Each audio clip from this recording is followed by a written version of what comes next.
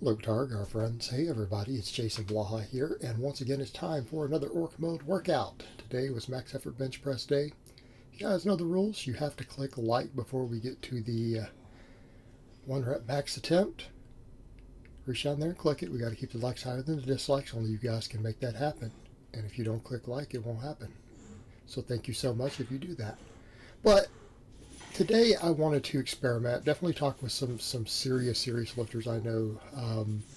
Most people I know universally agree that, look, if you own a big bench, with a few exceptions, there are a few exceptions out there, probably need to grip as wide as you can legally at meet. I'm only doing this for singles. I'm not doing any rep work with a wide grip like this. And I noticed something here. I'm definitely weaker on it, but it's something I've come to realize. It's like I said on the press day the other day. My pecs are weak, right? It's not my delts. My delts are a limiting factor on my close grip press, but I'm way stronger on my close grip than my wide grip. It shouldn't be that way. Now, I know why that is. And it does have to do with the fact that my chest is relatively small and weak. And when I say my chest, I mean my pectoral specifically, not what appears to be my chest. We'll get to that in a minute. But on this, people will notice, well, like, you're fast off the chest, Jason. You're fast off the chest. What's going on? What, are you slower at the lockout? What do you mean it's your chest? It's like, yeah, I didn't feel anything but my pecs. On all three of these attempts here, I felt nothing but chest. I didn't feel my delts. I didn't feel my triceps. It's all chest. Okay. I can bring my chest up. Now, it doesn't mean I don't need to work on my triceps. We are going to work on my triceps. My triceps are my weak link on my overhead press now. You can tell from that 225 I hit first time doing a heavy press in a while.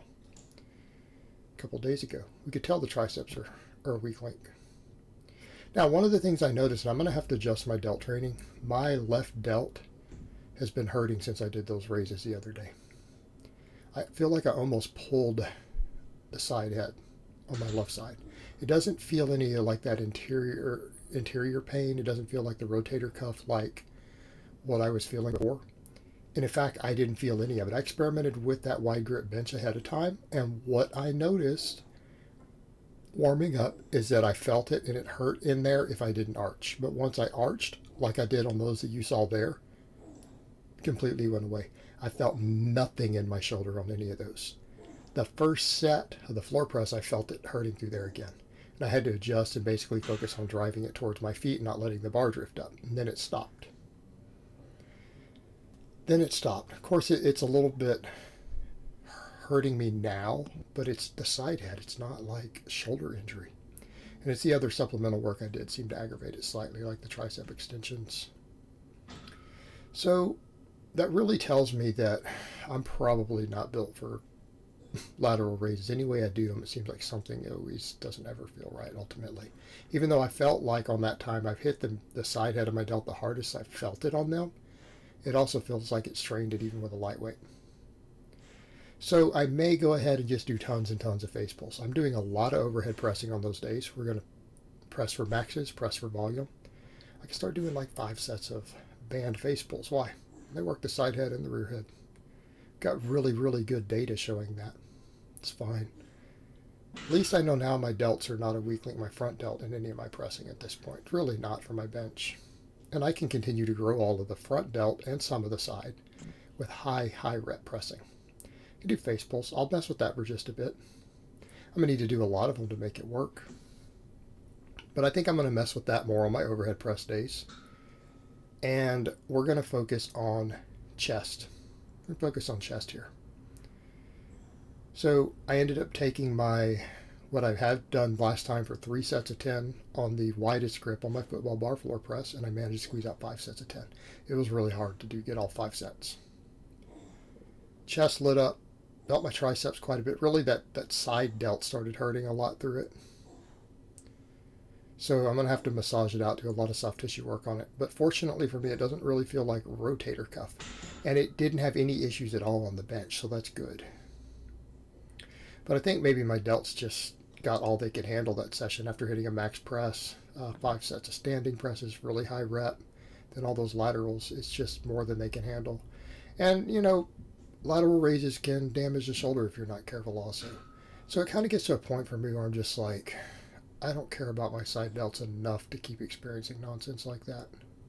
Besides, I can probably build them if I do enough face pulls religiously. Like, it can't just be a few. I'm going to have to do quite a few of them. So I'll experiment with those a bit. But obviously the front delt's going to keep getting worked. And the side to some extent with the high volume of overhead pressing I do on the press days. So what do we need for benching? I've got to overdevelop my pecs. Now, triceps are going to get a lot of work too. They're going to get worked on both days. I really want to hit the pecs super hard. The reason for that, I don't bother with my chest. I've done nothing but closed grip benching since I've returned to lifting. Right? I've done no real wide grip. Very minimal. Very little real chest work of any volume because I don't need it to look big. I have a way above average rib cage. And again, it's something that people do notice sometimes on camera. In person, it's far more noticeable. Just is what it is. And people said that the other day. They noticed it when they see the non-fisheye lens. So you see my real proportions when I did that tutorial video with the camera all the way in the other room. Because that's what I have to do for the deadlift tutorial, for client tutorials. A lot of people are like, well, you're bigger than we thought. And they do that every time I do one of those. Even in a t-shirt. I look big in a shirt. That's a big part of it. But because of that, I don't really maximally develop my pecs. I've developed my front delts, to some extent my triceps, and used that. I've done a lot of close grip pressing, overhead pressing. But my press and my bench are disproportionate. My wide grip bench is even weaker. It's my pecs, and I could tell when I was benching. So what we're going to do. We're going to overdevelop them. We're going to make sure we maximally develop the pecs. So here I did a bunch of bodyweight dips. Why? Well, sometimes we can get shoulder issues and other stuff with weighted. I can do a ton of volume with bodyweight. And if I get to be too strong with these again, I can throw a band over the top. But these were mostly in the 15 rep range. I think the last one only got like 12 because that's all I could handle. Keep in mind, I did a lot of stuff first. Hit a heavy bench, 5 sets of floor press before doing these. I can do over 20 fresh, even weighing 220. But again, lit my chest up. Felt a fair amount of tricep, but lit my chest up. So why? The dip hits the pec completely, top to bottom. Okay, hits the low pec about as hard as possible. Hits the upper chest pretty much as hard as an incline. Okay, we work everything. And it's a phenomenal tricep exercise. So we're getting kind of everything we need because it's going to be pecs first, triceps second. It's going to be priority for my benching. Now, we don't neglect the delts because I have a press day where we focus on the overhead press and its accessories and basically alternating bars for volume and stuff. So that's a non-issue. My delts are going to be trained.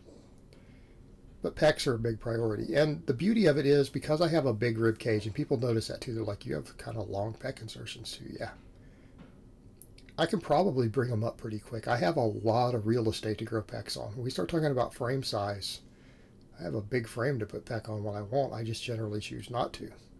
Because I have historically not liked the big titty look, bodybuilder look. But me doing that has held my bench back. And now when I'm messing with the wide grip, it's very, very, very overwhelmingly obvious to me. Because I feel my chest straining and struggling from the bottom of the rep, starting with the eccentric all the way to the lockout. So this will train the stretch reflex at the bottom. The floor press builds the pecs really well, especially that wider grip. And we're trying to do the most shoulder safe versions of everything. Everything's a neutral grip. The floor press is. All right, the dips are an enormous chest builder, and we get a stretch reflex out of it. So we have the ability to get them started from the dead stop. The floor press carries over very well to the bottom of the bench. Okay. This gives us a stretch reflex out of the bottom. And I did flies. I ended up doing 6 sets. The first set's a warm-up, me trying to figure out how to set the chains up. Once I got the chain set up, I ended up doing 5 more total sets to failure. All right, this one looks awful. I figured out I've got to run enough second chain down below to keep it from swinging, and I can just add weight on the first chains. So some people would say, well, why? How good are the chains? Well, I could do this with bands too. But I also know I need more chest at the top. This gives me a nice stretch at the bottom. Lets me take some of the other muscles out and really make sure that I'm hitting my pecs hard with a high rep movement. Okay, but because it adds weight as I go up, not on this first one, but on the second and third and so on, you'll see it, the next 5 sets. So by doing that, I am creating an accommodating resistance, right? The other lifts, we can't contract the pecs as hard as we go up. That's one advantage things like cable flies have. And, you know, some physiology people will point that out. I notice my chest is still struggling near the lockout of my bench too.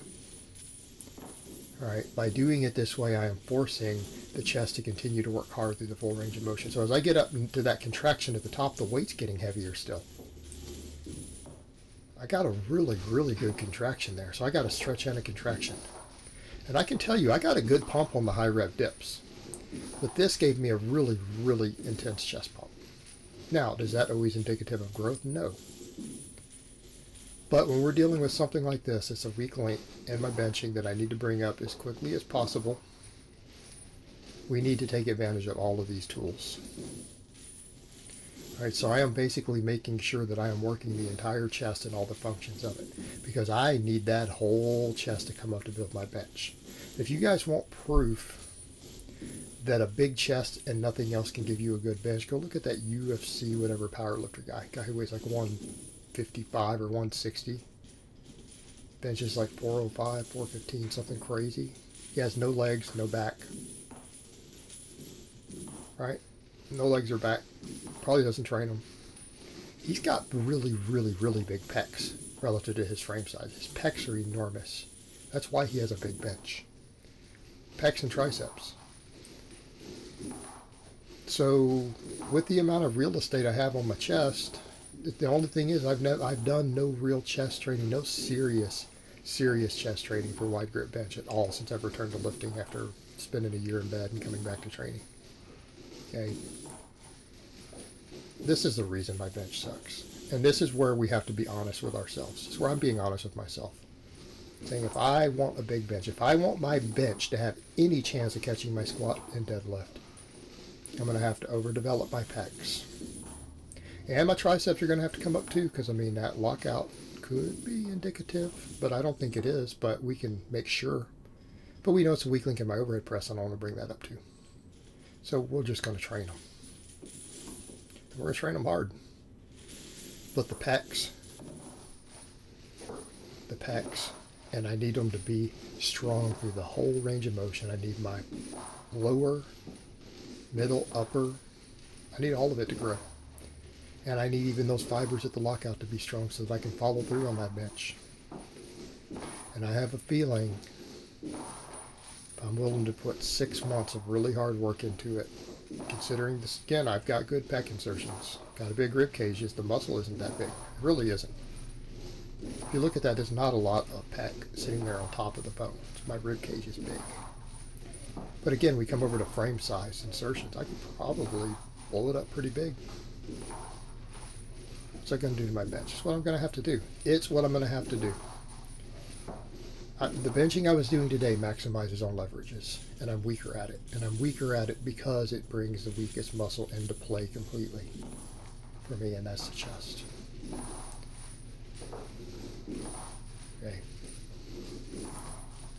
I think I can make my bench do what my squat did this last year.